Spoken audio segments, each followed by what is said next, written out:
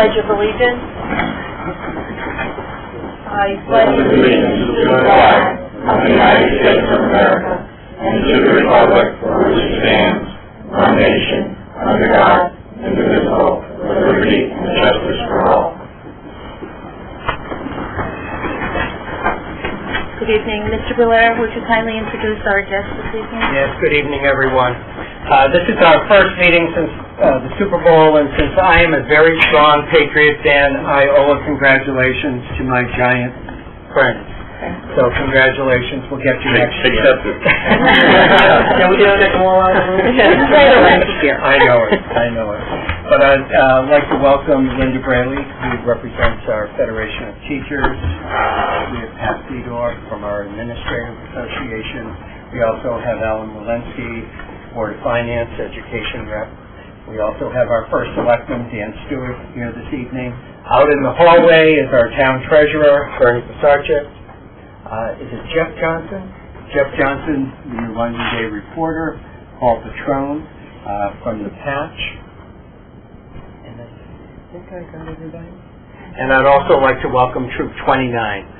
The gentlemen over here along the side are working on a merit badge and for civil service and citizenship, and so we welcome you to our Board of Education meeting. We guarantee you will be entertained.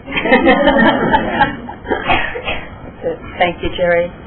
We second that. Welcome to all of you. And at this time, are there any comments from our visitors? Hearing none, we will move right to our student recognition, a very nice part of the evening. So I'm very pleased to begin tonight with a recognition of two of our elementary students. Ethan Green, is a student over at Quaker Hill, along with Nicholas Zangetti from Great Neck, who are semifinalists in a fire prevention poster contest. I'm going to ask both of their principals, Glenn Dexter and Pat Fedor, to introduce them and say a few words.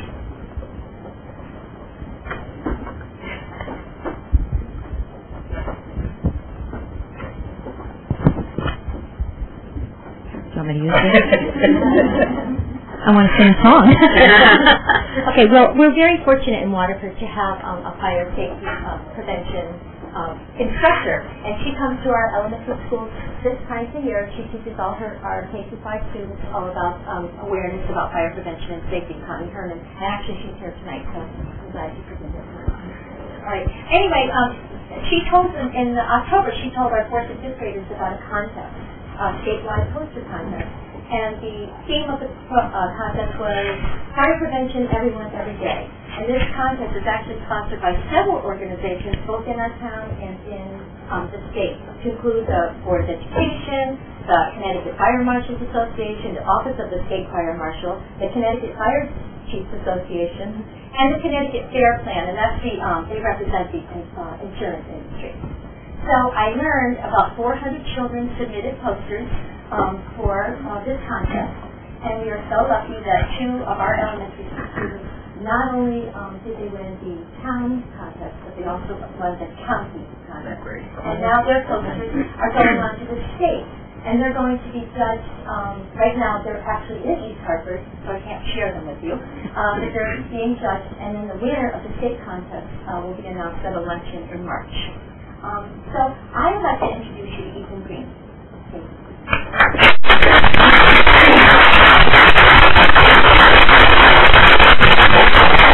Fourth grader at Greenville.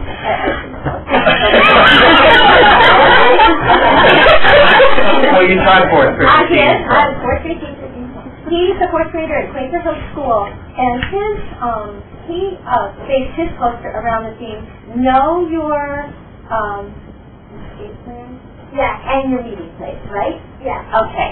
So what happened is his parents helped him adapt his poster. He actually made triangles, he made circles and triangles, right, Ethan? And he traced them, and then his parents put hot glue around them so he could color inside them, and they represented a house, a mailbox, 2 children, just like his family, okay? And 2 children, and what else, Ethan? The flames. Yes. Okay. And so he can actually probably recite his plan to you. So he's here tonight with his mom and dad, Sue Green and John Green, his sister Michaela, and his nene, Marcel Trackerman. So I'm just so proud of you, Ethan, for winning the contest, and good luck with the. Okay. So Ethan, we just have a little bit of recognition to say congratulations to you from the Board of Education. So congratulations.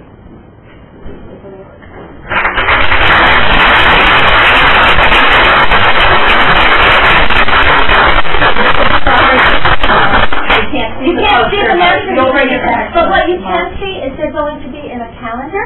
So these in a calendar, 2015 calendar, right? Okay, great. Okay. And then we have somebody from Great Next School. I didn't use it, but so you were told it. I have nothing to say.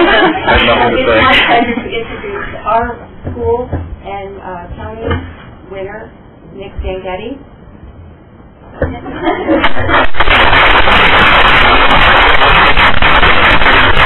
My honor for Nick is that he was also the winner last year as a fourth grader. And the bonus was that Nick and I and his mom and dad, Mr. and Mrs. Zangetti, and he's also there with his brother Andrew, we were able to go and have a really nice lunch. And last year I watched Nick eat those cookies, and I thought he's going to work really hard next year. And he did. And so congratulations, Nick. I'm very, very proud of you. But congratulations, Nick, from the Board of Education. Congratulations, Nick. We're going to be anxious to see your posters, Nick. Thank you.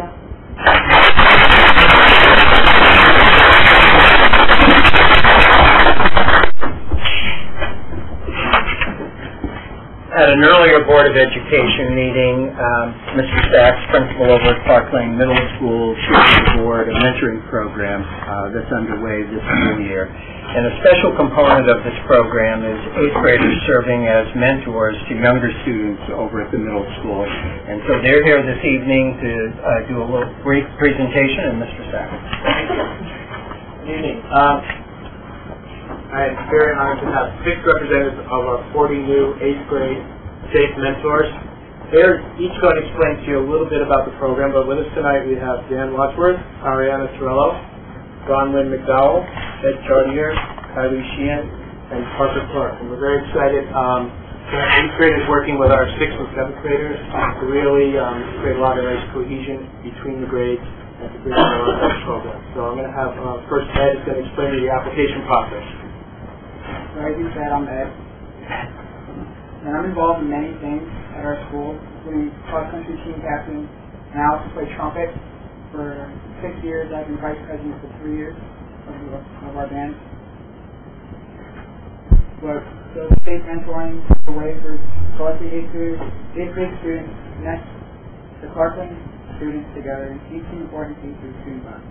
Before one can be a state mentor, there's a process which involves an application which form which goes to Mr. Sachs and Ms. Lynch on why one should be picked. They ask only a handful of questions, but they are important questions. 2 of the questions on the form that are meaningful to me include, what prior experiences do you have mentored? In my answer, I wrote about how I tutored kids in math and science on most Tuesdays after school. I also mentioned how I'm in a youth program at Naval School Cadet, and I teach classes there on different subjects, including Morse code and marching as a group. Additionally, I mentioned my experience volunteering at the Salvation Army in New London over the summer vacation and the St. Patrick. The other question I believe is important is why do I want to be a safe mentor? Some students said how they want to make life easier for 6th graders by giving how-to tips to succeed in those. Mine goes a little into what I plan on doing in my future. I plan on being a math teacher, and safe mentoring is a good activity for me to help gain more experience by using teaching strategies to help students learn some helpful lessons. So in the end, the Sonnet form tells a great deal about the applicant and their abilities. Before passing over to Ariana, I would like to thank Mr. Sachs and Ms. Lynch for allowing me to come on stage to speak briefly on this subject, and thank you, the Board of Education, for taking time from this evening to let me speak. Hi. Every mentoring activity that we do is based on making everybody at Clark Lane feel connected and safe, improving our school climate, and our efforts to eliminating meanness at Clark Lane. Mentoring is an opportunity for every student's voice to be heard and to reflect, respect, and respond about the activities presented and to address any concerns. I know that when I was in 6th grade, when I went to the 7th and 8th grade hallways for my UAs, I saw the 8th graders and I was like, whoa, look at these really tall kids. But now that we're with these 7th and 8th graders, it's definitely, I feel that they feel more connected with us and they're not as scared as us, as we like to say that. And now I'm going to give to Kylie, who will be talking about the impact she hopes to be making as a mentor. I remember in my private school in Ohio, I was in 3rd grade and we had 6th grade buddies. I always looked forward to the Wednesdays we met with him. I looked up to my buddy Ashley because he was nice, friendly, and fun to be with. I remember thinking I wanted to be just like him. I want the kids that I mentor to look up to me like that. I want them to be able to trust me and trust themselves. I hope that I have the same wonderful influence on them as Ashley had on me. It's important that I provide a positive influence on the kids I mentor because they don't quite know what to do or what they want to do in life. I'm here to guide them to the right direction and make it somewhat easier for them as they grow up and figure out their lives. I remember not knowing what I wanted to do until Ashley offered me different opportunities. I hope to do the same here for the 6th and 7th graders.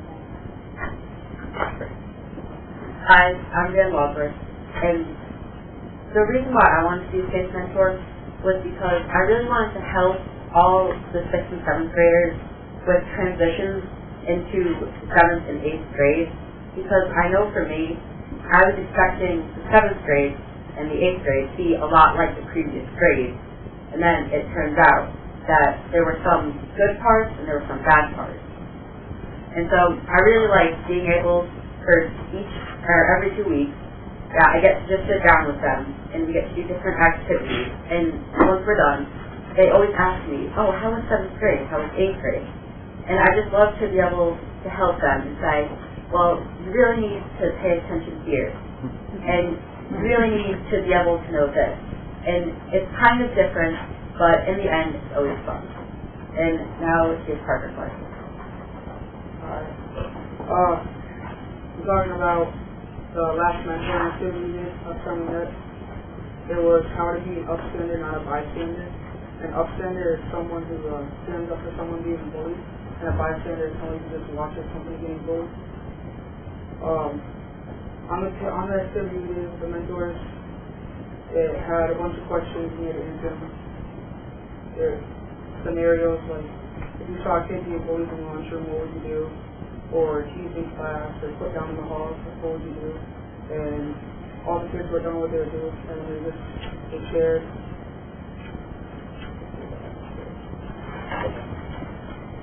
Hi, I'm going to briefly explain about how mentoring has affected the environment of the grade. What I've noticed is that it's really kind of united all the grades and brought them together. Usually each grade just kind of keeps to themselves, doesn't want to interact with the others, lowers. If you're in 8th grade, you think that the 6th graders and 7th graders are annoying, and, they're short, and you don't really like them. And, when you're in 6th grade, you're scared of the 8th graders because they're really tall and, look unapproachable. And mentoring has kind of, it shows the lower classes that the 8th graders really aren't all that scary, and it shows us that the lower classes, the 7th and 6th graders, aren't really all that annoying, and it makes us closer, and you see the people who are in your mentoring group in the hallway, and you're like, oh, you're in my mentoring group, I know you, and say hi and talk to them for a little while, and it just kind of brings you together, and it really helps everybody be comfortable with each other. Well, really appreciate it.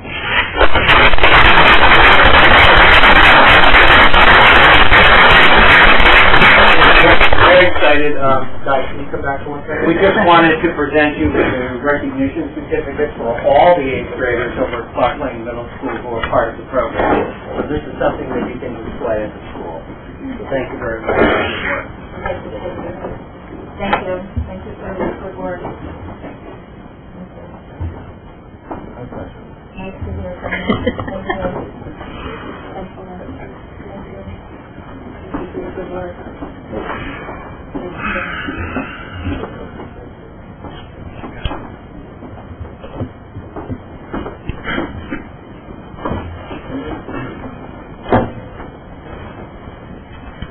It's just a small snapshot, really, of the work that's happening in all of our schools around positive school climate. So we thought it'd be important to feature that this evening. There's one other recognition that I just wanted to mention to you that, and we'll do this at an upcoming Board of Education meeting. We have a number of our high school students who are part of the ProStart culinary program, and they finished first place here in Connecticut, and they'll be attending the national competition down in Maryland, so we're very proud of them as well. No, that's fine. I just wanted to thank the group from the mentoring group from Clark Lane. It really is so good for the Board of Education to see our students in action and all the good work that you're doing. So we thank you. If you didn't have another comment, I was going to take a few moments because you're more than welcome to stay for the rest of the Board of Education meeting. But if you'd like to get up and exit, I'll be happy to drive you home. You're free to do so. So we'll just we'll pause for a few moments. Thank you again and congratulations to everyone. I think one of our board members would like to say something. Kevin? Well, sure. I thought he wanted to. Yeah, I want to, first of all, congratulate you on your commitment and the courage that it takes to step forward and do something like this. But my actual real comment was, Jerry, that's my job. Right. Thank you, Kevin. Thanks a lot. Have a good evening.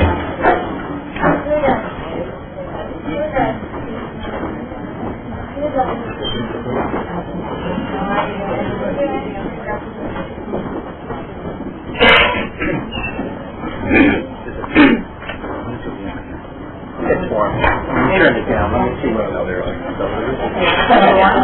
Not really. More like a regular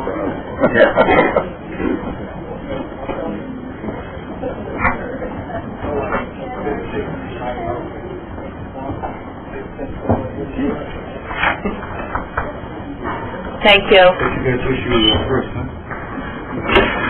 We still have Troop 229 with us. Thank you.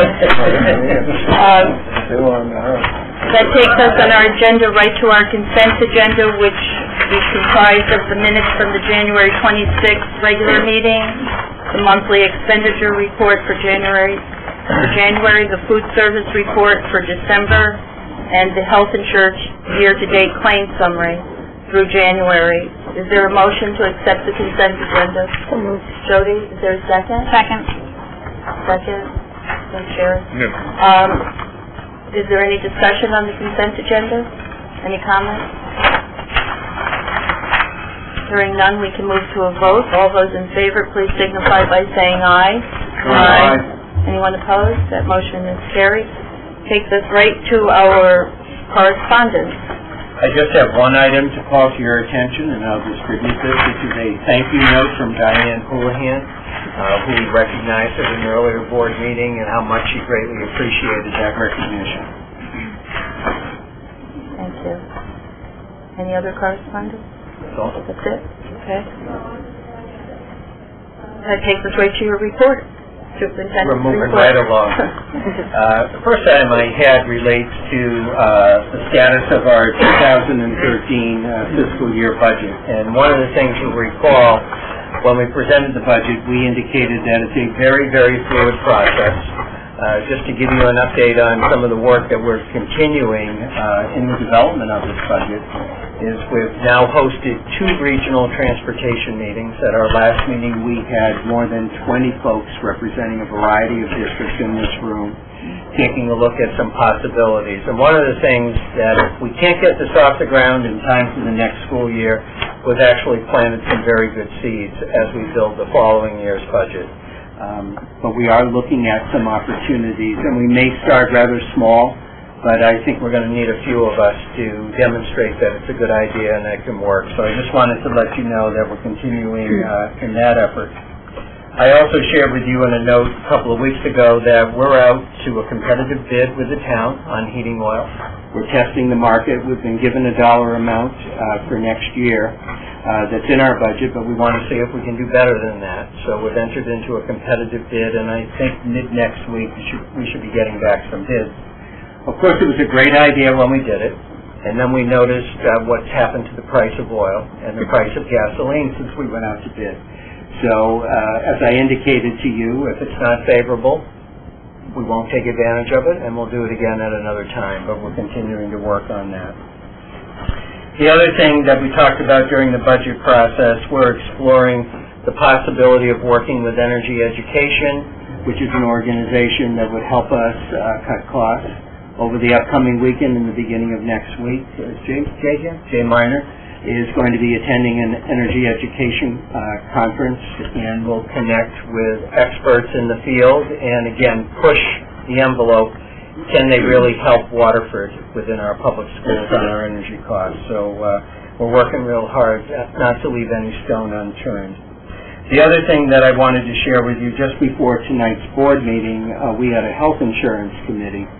And as you know, we're out to bid on health insurance. As a result of starting to look at the early analysis of the bids, we have asked our consultant today to go a little bit further with the bid, really look at taking the pharmaceutical as well as the dental and doing a separate bid on both. Our goal in all of this is to do our due diligence and to save the taxpayers' dollars. So right now, tentatively, we have a Board of Education meeting scheduled for March 8th.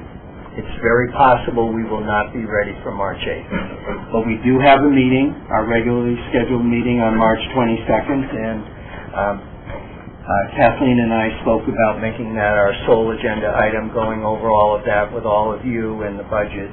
The key for all of us is not to lose patience, because our goal is really to keep the costs, any cost increase to a minimum. So it's a work in progress, and we want to make sure that our consultant is doing everything that he possibly can in this bid process. So we'll keep you informed. If the March 8th, do not release that date, but keep it on hold, and know that if it's not on the 8th, our goal is to be prepared for the 22nd and try to bring some closure to our budget proposal. But at the same time, if we can do a little better, we may be pushing that date out a little further. So I just wanted to bring you up to date on that. Thank you. Is there any questions for the superintendent? I did have something under other matters, and you have in front of you, and I think what we want to do is, just so that the public can see, our high school construction project is featured in the,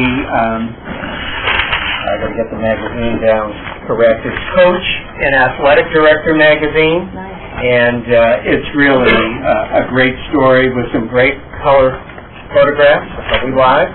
Are we up there? We are. That's the second slide. We're warming up. There's the first.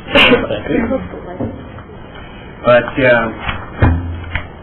you have the turf field and a nice commentary that goes along with that, the press box, the bleachers. It really is nice coverage, and really talks about the process and the work that went into this. And I want to give a great deal of credit to Dave Sousa for really working closely with this magazine for some promotion and publicity for the construction project. So just wanted to be able to share that with you. Also, in front of you at your table, we've placed a copy of a newsletter that Craig just sent to the entire staff around curriculum instruction and our professional development. And it's a way to really keep the district linked and well-informed. And also, you have a flyer for an online learning conference with Kate. You must be reading our minds. This is wonderful, Deb. This is. Can I just ask, is this a national magazine? Yes, it is. Wonderful. Widely distributed. Great. Well, we're anxious to read it. Thank you. You see the board's all. As you can see, it's a long story. Mm-hmm. Okay. Thank you, Greg. Thank you. And that's all I have to report today. Great, thank you. If I just may back up for a minute, I think I speak for the board when I say that we're very grateful for the due diligence that you've been doing with going out for all these and all the conferences and checking out all of the various bids. Thank you very much. That brings us right to our committee and other reports. I know we have some. Jody? I don't have that many this month. We didn't have a Youth Service Bureau meeting, but I just wanted to remind everybody that Dancing with the Stars is on March 30th at 7 p.m. at Waterford High School. It's a Friday night, and the cost of admission this year is going to be $2. Also, WADE is going to have an anti-bullying and their regular monthly WADE meeting this coming Monday. Our Waterford High School girls are playing NSA tomorrow night for the ECC title. And also the girls' state games start on Monday at 7 o'clock at Waterford High School. That's their first game. And then when they win, they're going to have another game on Thursday at 7 p.m. at Waterford, because the other two teams that they might play, Waterford has a better record, so you should have that home game also. The boys did great. They only had one loss this year, and they're heading into the ECCs. So both teams did very well. We didn't have a liaison council meeting yet, this coming Tuesday. We did have a school building committee meeting, and we went over a lot of items. What I did is I copied Gus's report for us to give to you with several pages. I won't read them to you. You can read them at your own leisure. And if you have any questions about school building, high school, just let me know or call Jerry. Kathleen had a question at our health insurance meeting about the roof. Oh, yeah, just wondered. I was just wondering what it was made of, the roof. The texture of the roof, the product is made of? It's not a standing sheet metal roof. It's PVC membrane. It's what? PVC membrane. It's a Carterville product that's on all the other schools. But Right. they weld a ridge on it to make it look like a standing sheet. Yeah, that's why I asked the question. Very attractive. I didn't know how to answer it. We'll go to someone that did. May I, Jody, just ask you, and Jerry, where are we with the renovated new east to the, with the state? It's a work in progress. We're working with both ONG and JCJ, our architect. We've had a meeting with both Senator Stillman and Representative Ritter, and First Selectman Dan Stewart joined us. It may require some special legislation, so we're exploring that as well. It's another hoop that we need to go through, but again, the worst scenario is we won't be eligible for it, so we really need to try because it's some additional money for the town. So we do have the support of both of our state legislators, which is a good thing. Great, thank you. Jody, are you finished? Oh, that's okay. Other reports? Kevin? I have a few. On page, although Jerry was handing out this, took one hard away. You can say it again. About the online learning, it's at 9 a.m. to 11 on Wednesday.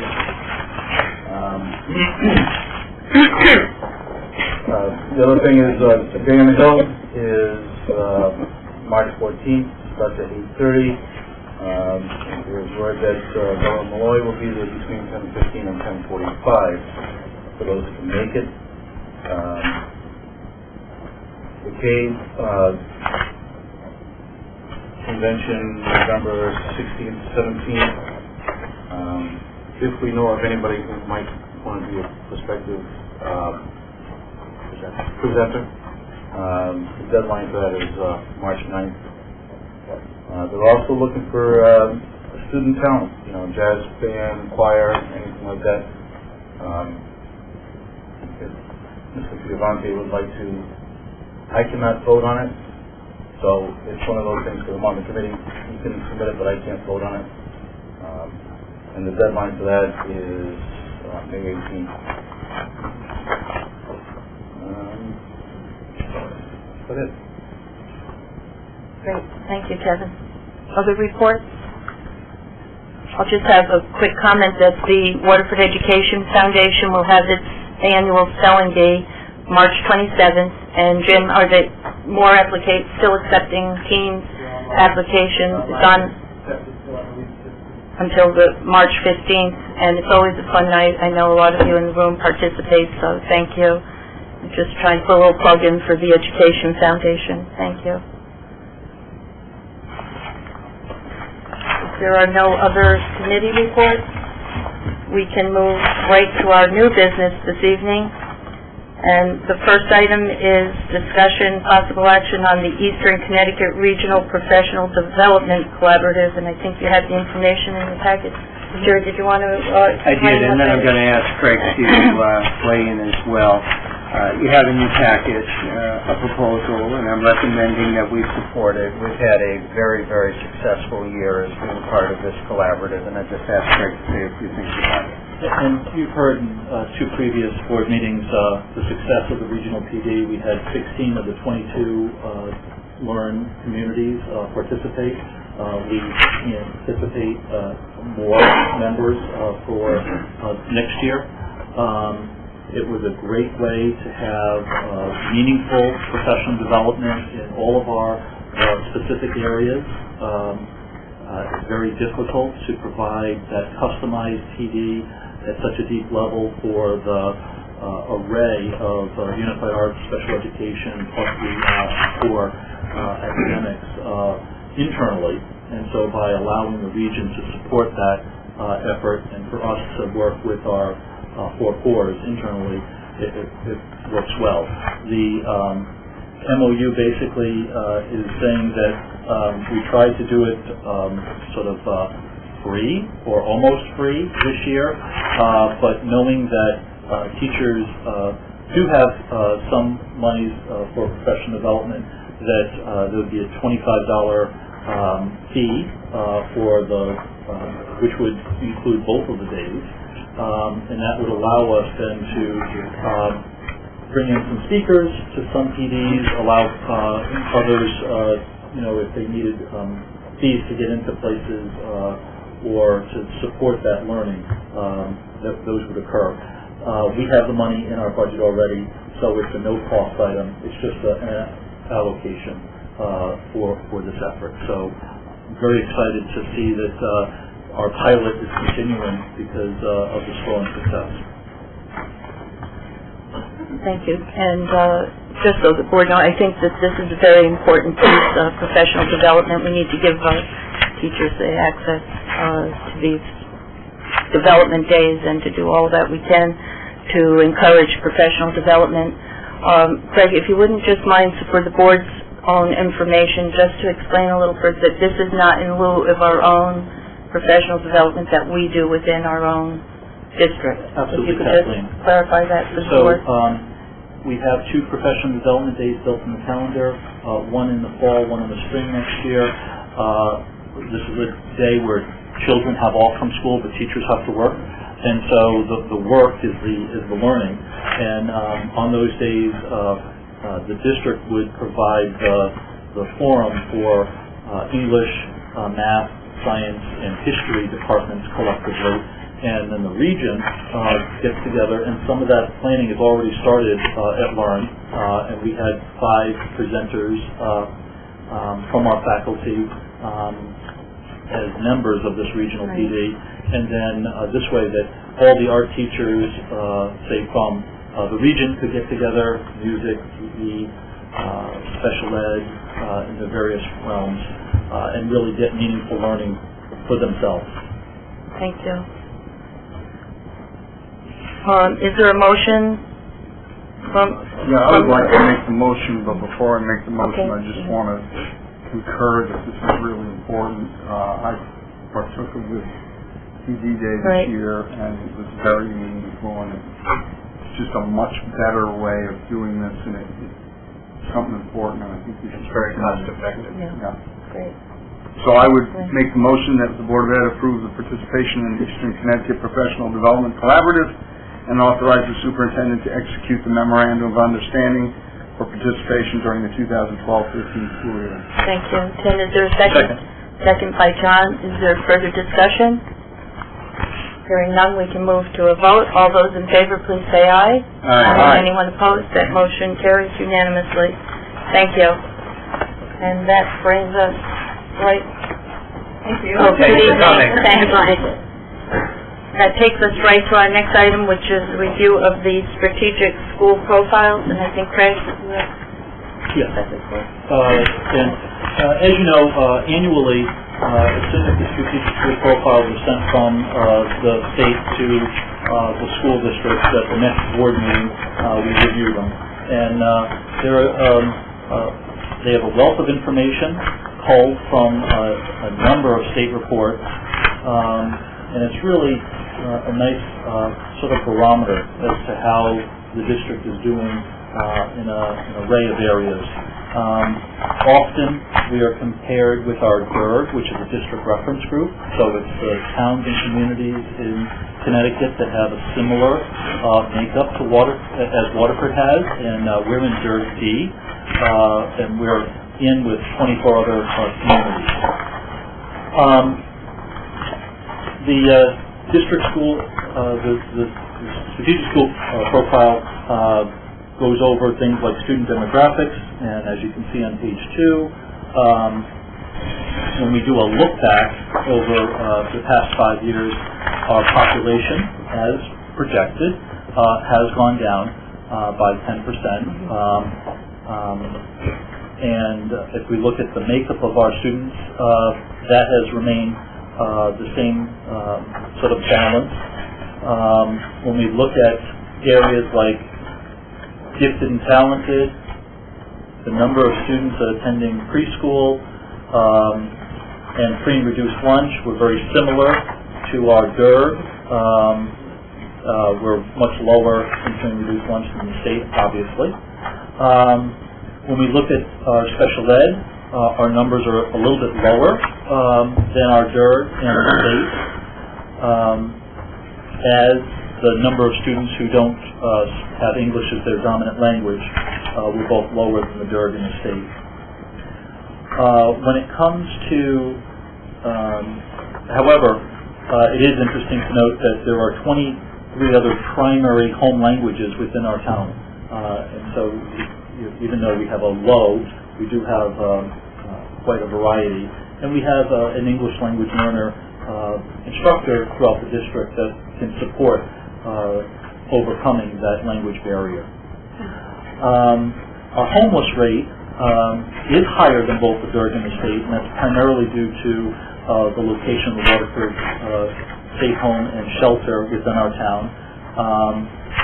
Despite that, I think it also has sort of an economic indicator, because last year we had 26 students and this year was 35, so it's a little bit higher than even normal. When we look at how the balance between some of our high school students, when they talk about work and school, our students are working less, which is good, because a number of years ago they were working higher than the DIRG and the state, and the assumption is they'd be able to provide a little more time in school in the focus. When we look at district resources, our class size for kindergarten, grade 5, and our high school are lower class size than DIRG and the state. Grade 7 is slightly higher, as well as grade 2. When we look at our teaching staff, overall there's about average of 15 years of experience within our teaching faculty. That's a little bit higher than the DIRG and the state, and we have 72% of our staff achieving the master's degree or higher. When we look at the revenues, this is where, of course, we want to be lower in many areas, and for all areas, one area that we are below is in the improvement of instructional and educational media. A lot of that is library services, and that's something that, from a budget point of view, we might see in the near future. That might bubble up as a need, and we might say that we want to increase that. Why that's temporarily lower is as we've consolidated our elementary schools, As you recall, we've had to consolidate and reconcile usually two libraries together into one, and so we've purposefully level or underfunded that a little bit so that we could have the collection sort of settled, and that's why I'm thinking in the near future we might want to add to that. The school district expenses for special education are a tad higher than the DIRG in the state. Again, I believe the real big difference there is us financially responsible to educate some of the no-nexus children that might be assigned to the state home. As far as student performance goes, our graduation rate is high, 98.2, compared to the state. Our cumulative dropout rate is only 0.6. I say only, but of course we look very carefully at each and every student, and our goal is to really get that to zero. When we look at our SATs, they're a little bit lower than last year. Last year we had a tremendously high year. Every class has a different little profile. We're looking at that at the high school level, and we would expect that this was a little anomaly. When we look at our TAP scores, and I presented this back in September, we see that the high school performed very well across the board. In the area of CMTs, again, we did well, but I must say the middle school performed exceptionally well, especially compared to the DIRG in the state in all three grades, 6th, 7th, and 8th. So that's really just an overview. As you see, the rest of the report gives you, from the district perspective in each school, and I will try to answer any questions you may have. Thank you, Craig. Are there questions from the board? Go on, Jerry. I just have a couple. I noticed that with language arts, we have 34 less hours that we spend. Yes, I looked at that as well, and so that's about maybe 15 minutes a day. That's really a mathematical calculation. We had a number of shortened days this year, and in looking at that, I believe we want to bolster a little more language arts focus for next year, and we might want to pull back on the area of social studies, which is a little richer. However, when you think about that, it's all reading.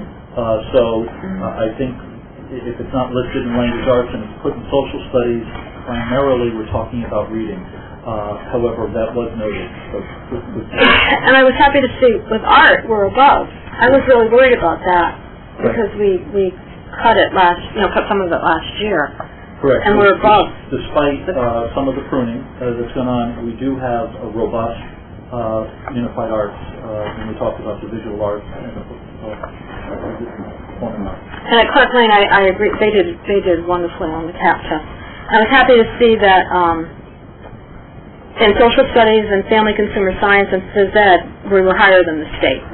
So that was really good. And again, in language arts, at Clark Lane we had 66 less hours, but they pick it up in other course areas. They do. Okay.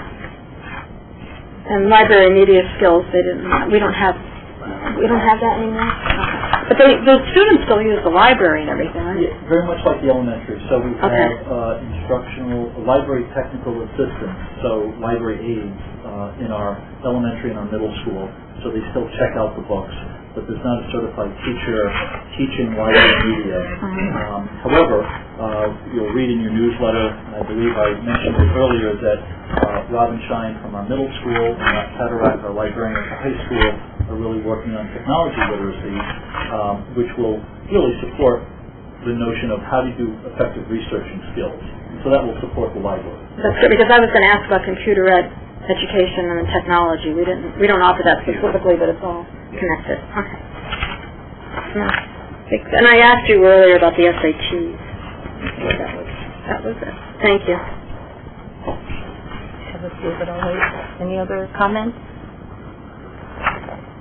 I may just say, and kind of goes along with what Jody was saying, just so the board and the public that we offer more instruction hours, which we should be very proud of, than the state by quite a few. So if you notice any little deficiency in hour, we probably pick it up with those extra days. I mean, it's quite significant. You look 29, 31, 15, so that's a big plus. Why is it, you probably can't answer this one, but why do we still use the 2000 data for the community data for income, and that's kind of, they're still behind? The community data is really based upon the national census, which is done every 10 years, and so that's the data point that the state has picked for that, and it only changes once every 10 years. You'll also notice that, some of the financials might be back 2 years, and the SATs, it's how the different systems and reports feed into this profile. So we have to be careful of what school year we're talking about for certain areas. Thank you. I also just want to point out in the special ed services area that it was very positive, and how many of the students are taking the CAP test and the various tests without accommodation was very, making a lot of progress, it looks like, if you track it from years. I just wanted to make that compliment. There was one, you may have answered this, Craig, and I just didn't hear it. Why did Oswegatchie not have any funding for the periodicals where the other schools seemed to? There was zero there. Yeah. So did you answer that? in the let's see. I think it's on page the 19. 9-10 school year, I believe is that when Oswegatchie was opening, and so that makes sense. They were combining the libraries, and that really gets to the flat funding. Right, and is that the same for why the Great Neck? The students, there were more computers, I think it was 3.6 computers or something. Great Neck, where it's only 1.9 with the others. Right. It's the same. Great Neck was not open in 2009 yet. So you'll see those subtle changes. Okay. Also, it looks like when you review this in a composite, like all those areas we've been talking about over the years, like we're right on target or above now with the phys ed, the fitness, everything looks like it's moving in the right direction. And as you explained, any area that we may need to tweak a little bit, that we do that with our professional development. It's a very helpful planning tool. It really also helps guide us in the budget development process as well as the curriculum and instruction process. Right.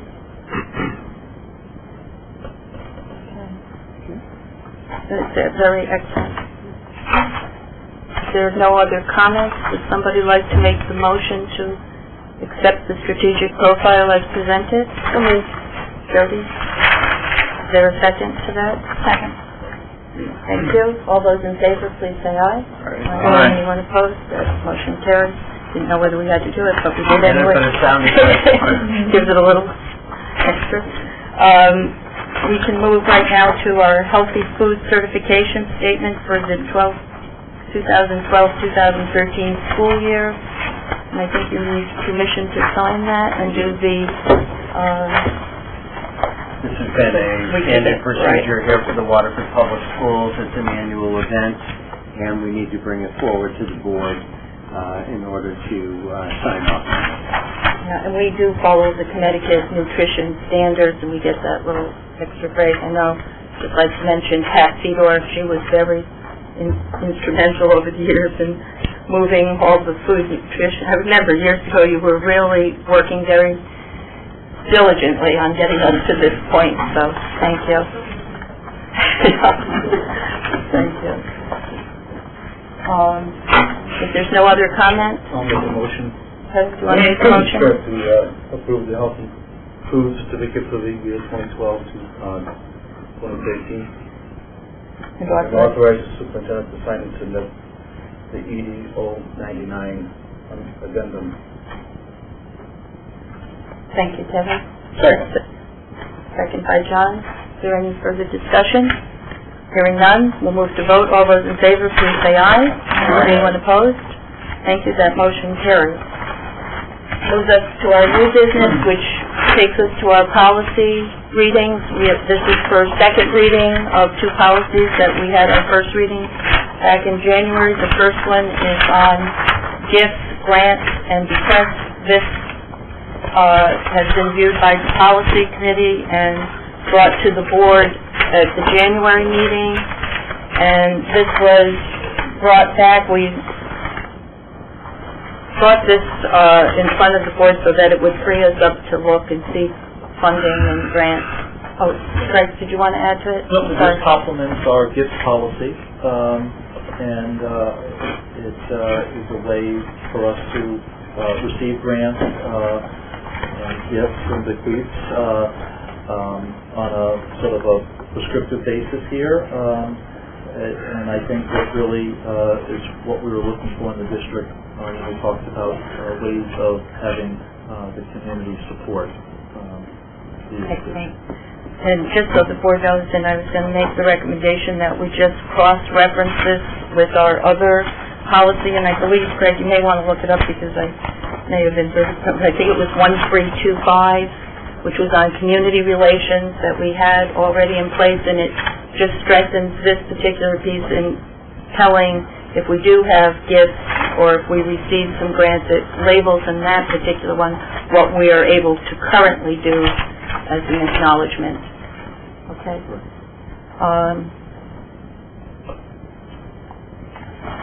Any discussion by the board? I move that the board approve and adopt policy 3280. Thank you, John. Second. Who said that? Kevin? Thank you. Is there any further discussion? Hearing none, we can move to vote. All those in favor, please say aye. Aye. Anyone opposed? That motion carries. And that moves us to the second policy on search and seizure. This again is a second reading. This policy was given a lot of thought and care and protects the Fourth Amendment rights of our students, but allows us to do our search and seizure. And Craig, if you'd like to comment? Sure. Again, this initially came up with a request from the police department and the police commission. And so we looked at our policy in relationship to having dogs help in identifying if there's any narcotics on campus. This here has been vetted through legal counsel and also our police department and our high school administration. It all works well.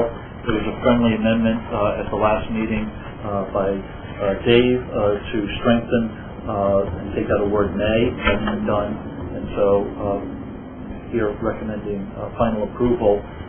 If approved, we would then send out an errata sheet to the high school handbook and do effective advertisement of this new policy, and then it would be a plan to work with the police department to try out the dogs coming in sometime this spring. Now, would the errata go out shortly? As soon as it's approved, okay. Yes. Good. Okay. Was there any comments or questions, Kevin? Just one comment. It's interesting because I sent out something this week that use of drug-sniffing dogs have been challenged in Missouri, and a federal district court upheld the decision that granted schools the permission to do that. So there is precedence there. Yeah. And we talked about guidelines when we talked about this last time. Thank you for that information, Kevin. Jody? Jerry, would this policy also fit Clark Lane, or is it just for the high school? Well, it could fit Clark Lane. It's our intent, really, that we would just be focusing this on the high school, but theoretically, it would cover all of our school lanes. Okay, so right now it's just going in the Waterford High School handbook. It's not going in the Clark Lane. Okay. Right. Yeah, we don't want to do any fear. Just kind of like breathalyzers could be used anywhere. However, historically, it's only been used at the high school, and that's the plan for the future. Okay, thank you. Generally, probable cause is established. Well, for the use of the breathalyzer or the dogs, as you see, it would just be, if it was a planned event like a high school dance is when we use a breathalyzer. Okay. I got you. But I mean, it would be, you would... Have a suspect. Yeah, it just wouldn't be just a random screening. Correct. Okay. Yeah. That's fine, yeah. Thank you, David. If there's any more discussion? Okay, this is our second reading. We're looking for adoption of this policy this evening.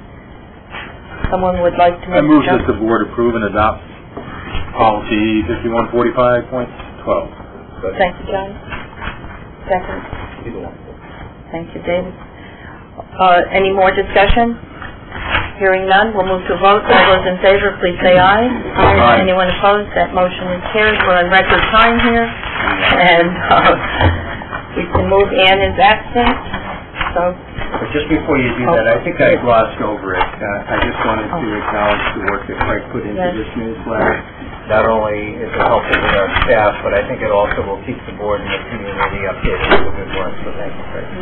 this is volume 1. Are you planning to do this? Oh, yeah. Two times a year. So Great. The next one would come out in early June for this school year, and then followed up in the fall. Appreciate it. Thank you very much. That moves us to a motion to adjourn. I'll make a motion to adjourn. Kevin, second by Jody. All those in favor, please say aye. Aye. Anyone opposed? We are now adjourned. Thank you.